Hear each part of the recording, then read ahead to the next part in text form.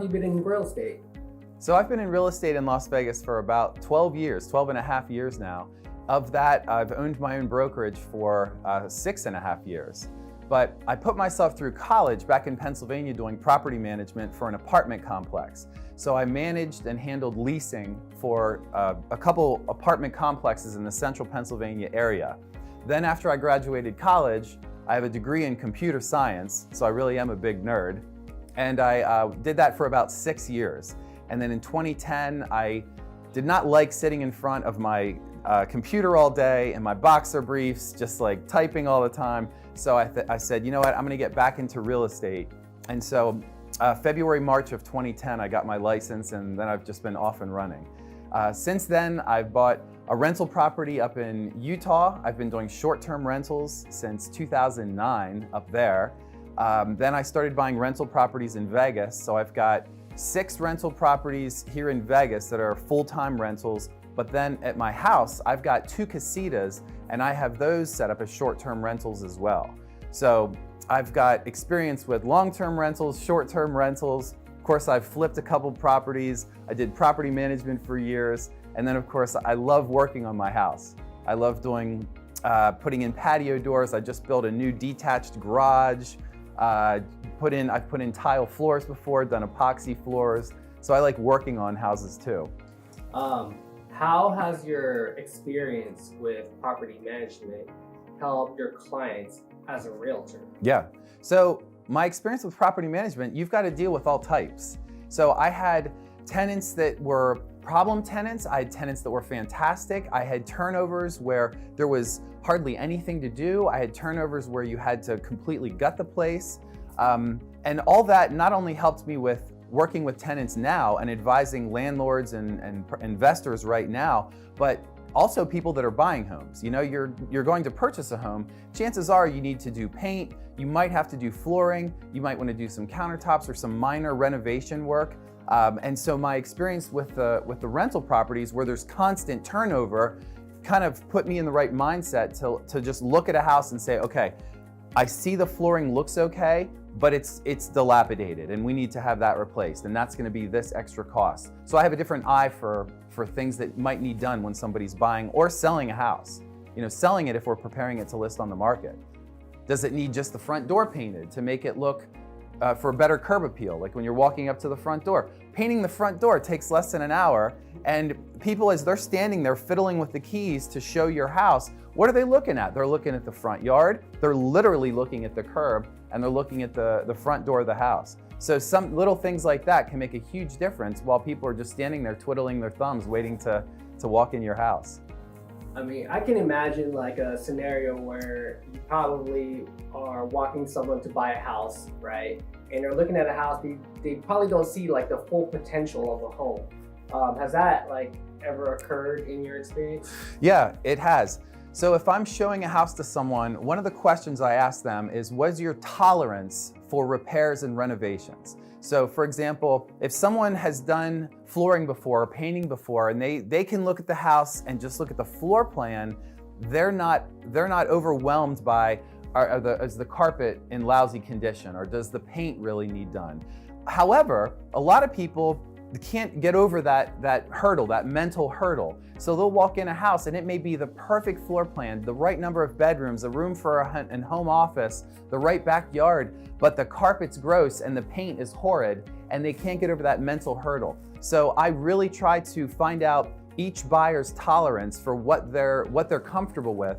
And then as we're looking at houses, sometimes it's as simple as, imagine this wall a neutral color and not bright purple. Sometimes it's, let's tear up this carpet and put in the luxury vinyl plank flooring because you've got dogs or kids or cats or something it would not work with having carpet.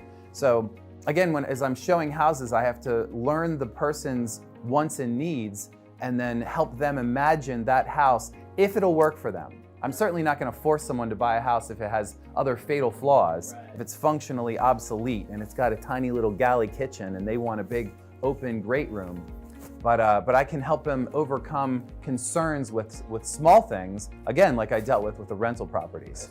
I'm sure if like I was in that position, like I would feel more at ease that, oh, this is actually more manageable than I thought. Yeah. And at the same time, I'm getting all that I want, but I just need to put a little sweat equity into it. Right.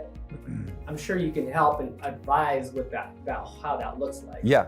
Again, it goes back to the fact that I've had so many properties, and now in Las Vegas, I've lived here for 16 and a half years. So I know multiple painters, multiple landscapers, multiple gardeners. I know people that put in flooring. I know handymen. And so when you buy a house and we close escrow, we're not done yet.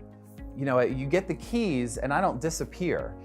We're looking at, okay, what's the next step? Are you gonna move in right away? Or do we need to get someone in there to do painting, to do flooring, to clean the place up, or whatever needs done, whatever renovation work needs done? Or is it fairly turnkey? You know, can I give you the keys and you move right in that night and there's really not a whole lot for you to do? Those are rare, because most houses need at least paint and some flooring and possibly some minor renovation work. Yeah, I mean, I can see how some people would like, I just want a new construction and pay the higher cost of it when I can actually find something a whole lot cheaper. Right. And just, you know, do the workaround. Yeah. You know, do the work to make it like my own house. Yeah. And the thing is with new construction, I understand your point. I agree that new construction, you're moving right into a turnkey house. Fresh paint, fresh appliances, fresh fixtures, fresh flooring. Most new homes, you have to do the yard.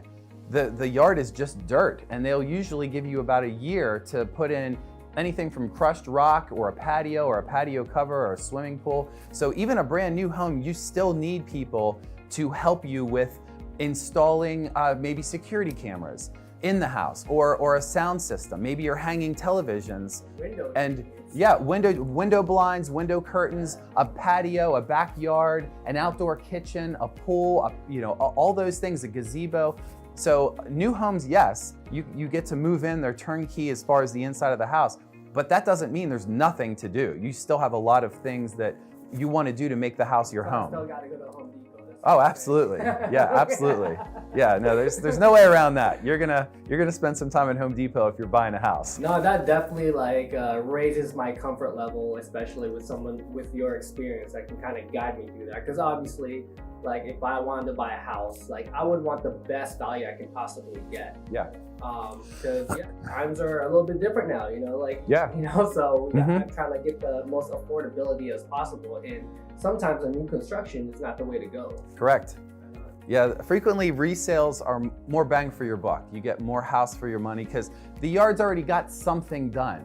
You know, maybe you're going to add something or take something away or modify it, but you don't have to start from raw dirt in the backyard. And the house, frequently, people are selling homes now with TVs left behind because the TV's mounted on the wall. It's got the, you know, the mount, and it's, you know, that more and more we're seeing TVs just left behind with the house because they're so disposable. But so my point is you're buying a resale, frequently you're walking into a house that already has all the appliances, washer, dryer, fridge, outdoor kitchen, outdoor landscaping done, maybe a garage fridge. It already has a lot of that stuff done. So it's saving you time and money to buy a resale. Like newer homes nowadays tend to have a lot smaller lots too. So. It changes as the years go by. Right now in Las Vegas, the average lot size is about 1/10 of an acre. So depending on the age of the home, like if you're down in Spring Valley where their homes were built in 70s, 80s, and early 90s, those lots are typically a little bit bigger because they were building, you know, they weren't trying to cram a whole lot of extra homes on these lots. But these days, especially as we went through leading up to 2006 and then again leading up to 2020, 21, 22, the builders were trying to fit as many properties as they could on the land that they had. And so the lot sizes shrunk significantly.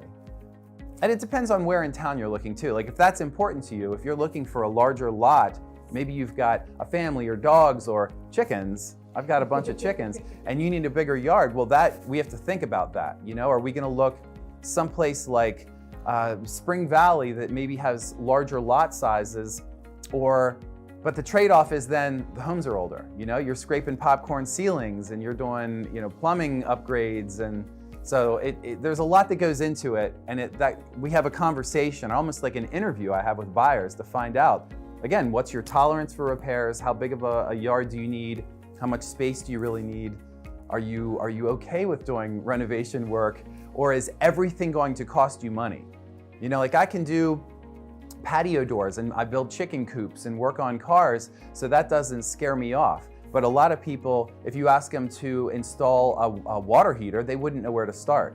So knowing their tolerance for, you know, swapping out kitchen faucets, you know, a lot of people can't do that. So if they want new faucets, well, that's going to cost them money to hire someone to do it, unless they're the type of person that says, oh yeah, I can do faucets myself, or I can do, you know, plumbing myself, or electrical stuff, or security cameras myself. So we take all that into consideration as we're looking at homes. I see.